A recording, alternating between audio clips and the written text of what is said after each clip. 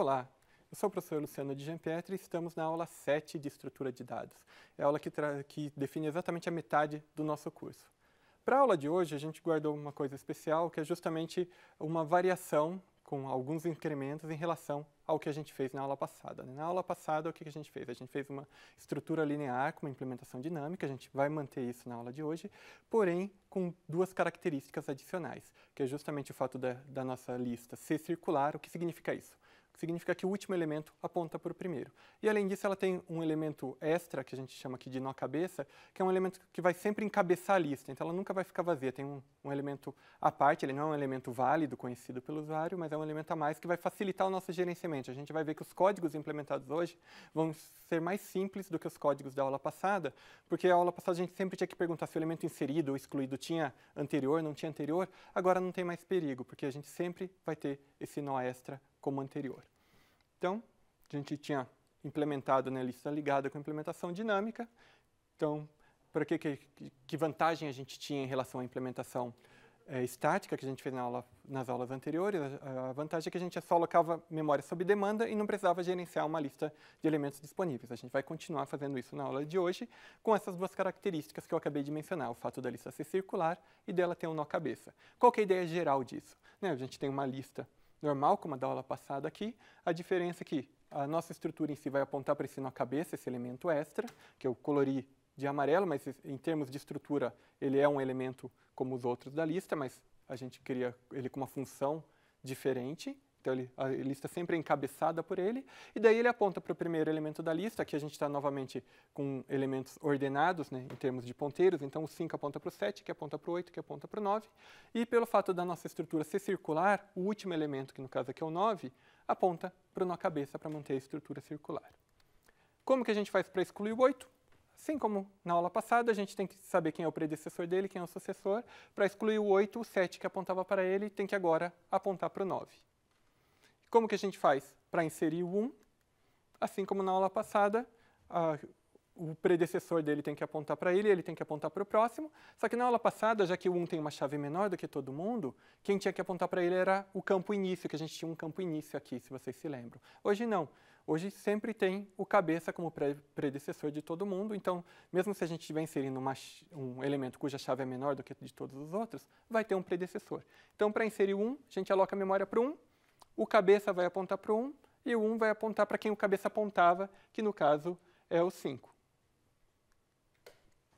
Em termos de estrutura, de modelagem de estrutura, não vai mudar basicamente nada. A única diferença que a gente tem em termos de estrutura é que a gente tinha um campo que a gente chamou de início, e só que era do tipo ponteiro para elemento.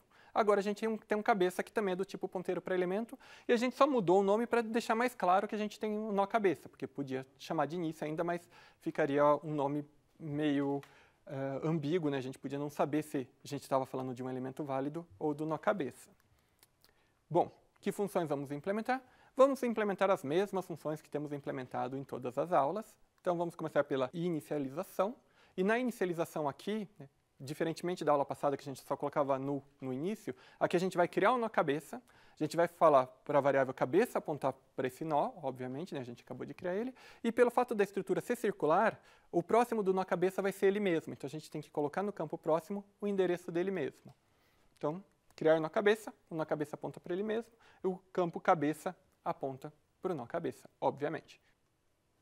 Agora vamos ver o código da inicialização. Eu falei que tinha 3 coisas para ser feitas, elas conseguem ser feitas aí em 2 linhas. Que linhas são essas? Nessa linha aqui, a gente aloca a memória, a gente tem a nossa lista, que tem um endereço para o nó cabeça, a gente chama essa função que tem que copiar os parâmetros, e o parâmetro nada mais é do que o endereço para o nó cabeça. Em seguida, a gente chama o malloc, que ele aloca a memória para o nó cabeça e retorna o endereço onde está o nó cabeça. Então, o nosso campo L seta cabeça vai estar agora apontando para o nó cabeça. Ele vai ter o endereço do nó cabeça e, por fim, o nó cabeça tem que dizer que ele é o próximo dele mesmo. Então, a gente acerta no campo prox dele o valor do próprio nó cabeça. Para retornar o número de elementos da nossa estrutura, a gente tem que percorrer os elementos. A gente não tem um campo com número de elementos, então a gente vai percorrer. Lembrando que a ideia aqui é contar quantos elementos válidos tem na nossa estrutura, e o nó cabeça não conta como elemento válido, Não foi um dos elementos que o usuário pediu para inserir. Então, como que a gente vai fazer isso?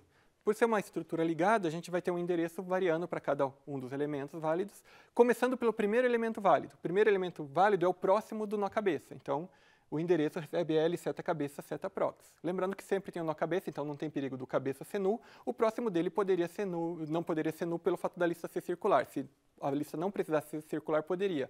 Então, uma coisa interessante do que eu acabei de falar é que a gente nunca vai passar por um null aqui, porque a estrutura é circular, então o último vai apontar para o cabeça. Então, a diferença desse laço em relação ao laço que a gente fez das outras estruturas ligadas é justamente que a gente começava do primeiro endereço válido e ia até o endereço atual virar null, né? E aqui não, já que é circular, então a gente vai até ele virar o nó cabeça. Quando voltar para o endereço do nó cabeça, terminamos o laço, já contamos todos os elementos válidos e retornamos o número de elementos. Para exibir os elementos, a lógica é exatamente a mesma. A gente vai percorrer todos os elementos válidos e imprimir a chave dos elementos válidos. O laço é igualzinho o laço que a gente acabou de fazer. A gente tem esses comandos de impressão, conforme a gente já tem usado em todas as outras aulas, para ficar mais bonito ou melhor estruturada a nossa impressão, né?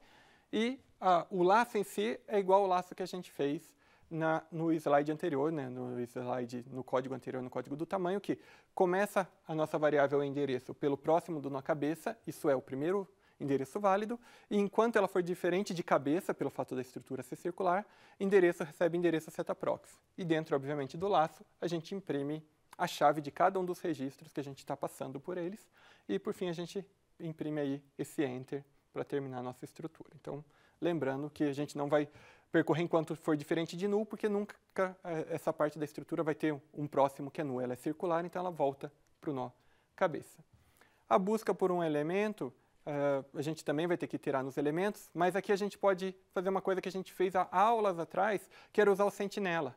O nó cabeça pode ter a função de sentinela aqui, então a gente vai ter uma estrutura ligada que a gente pode ter o sentinela.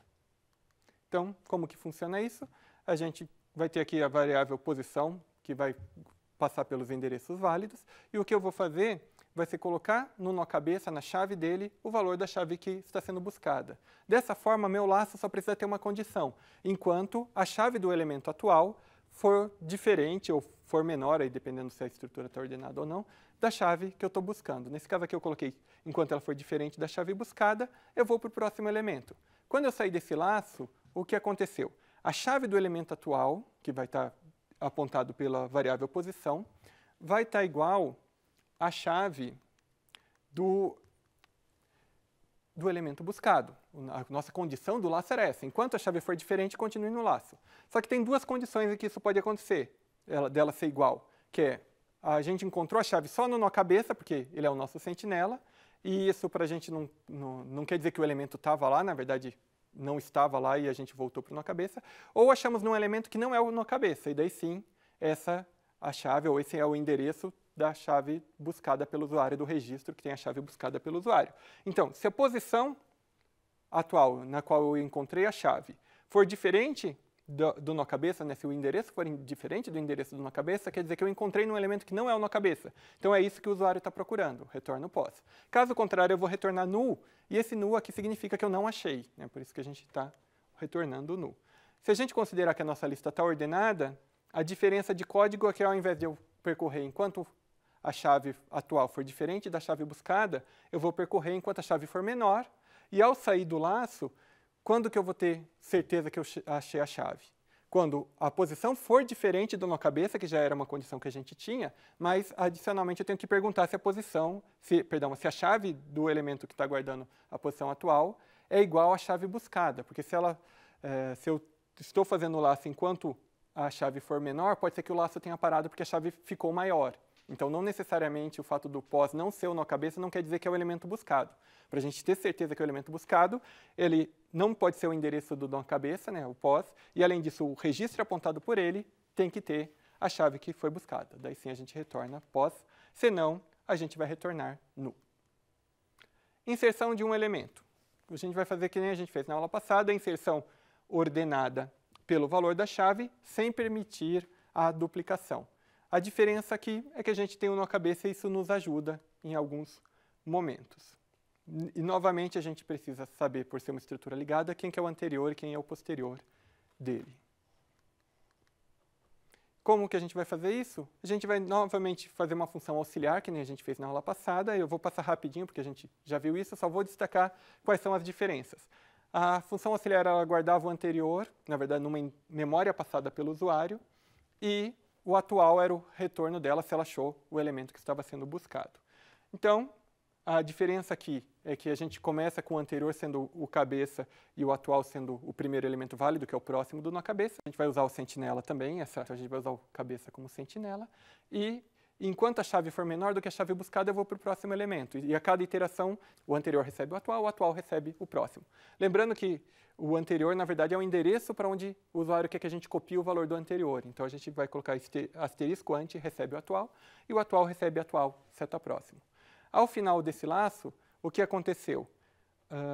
A chave do registro atual, apontado pelo atual, não é mais menor do que a chave buscada. Então, a gente tem algumas condições. Ela pode ser igual à chave buscada, só que o elemento é o nó cabeça, porque a gente está usando ele como sentinela, ou ela pode ser maior que a chave buscada. Esses dois casos não nos interessam. A gente não achou o elemento válido, né, o elemento que foi buscado. Para ter certeza que a gente achou o elemento que foi buscado, o endereço do atual tem que ser diferente do endereço do nó cabeça e a chave tem que ser igual. Então, a condição que a gente faz aqui é justamente essa. Se o atual for diferente do nó cabeça e a chave dele for igual à chave buscada, retornamos atual. Se não, a gente retorna null.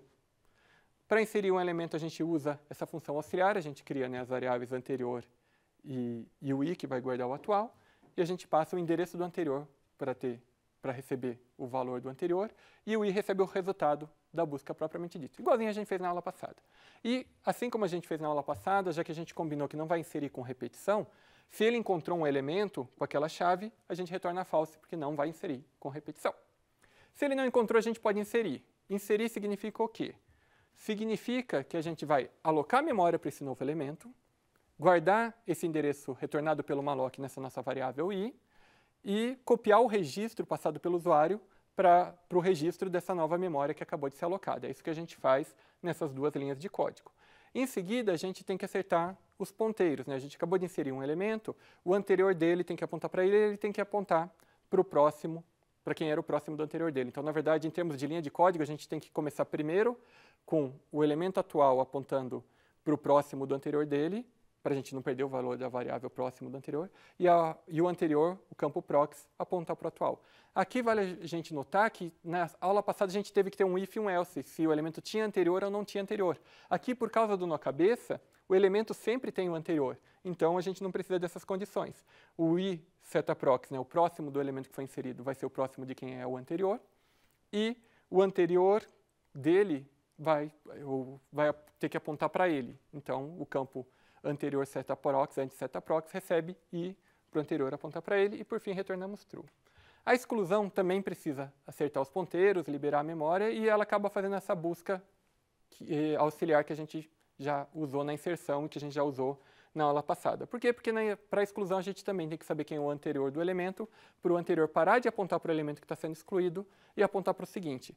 Novamente, por causa do nó cabeça, sempre vai ter anterior, então o código vai ficar mais fácil, mais simples do que o código da aula passada. E esse é um dos motivos da gente ter o nó cabeça e de fazer circular, né? O fato de fazer circular permite que a gente use o nó cabeça como sentinela e o fato de ter o nó cabeça permite que faz com que todo mundo sempre tenha anterior. Então, a gente não precisa ficar tratando no código quando o elemento não tem anterior e quando o elemento tem anterior. Então, nossa função de exclusão recebe o endereço de uma lista e recebe a chave que vai ser excluída. A gente vai começar chamando a função auxiliar de busca auxiliar para exclusão, que retorna o valor do elemento buscado e o endereço do anterior nessa variável que a gente passou aqui como parâmetro. Para exclusão, se o elemento não existe, não dá para a gente excluir. Então, o primeiro teste que a gente vai fazer vai ser esse. Se i igual a null, significa o quê? Significa que o elemento não existe. Não existe, não dá para excluir, retornamos false. Caso contrário, vai dar para excluir. E o que a gente tem que fazer? Tem que pedir para o anterior dele apontar para o próximo dele, então o anterior seta prox vai receber i seta prox. Todo mundo tem anterior, todo mundo tem próximo, então não tem perigo de ter algum problema, de precisar ter condições diferentes para tratar. E depois a gente tem que fazer mais o quê? Liberar a memória do elemento que está sendo excluído, que é o elemento que está na posição i, então free i, e, por fim, retornamos true, porque conseguimos efetivamente fazer a exclusão.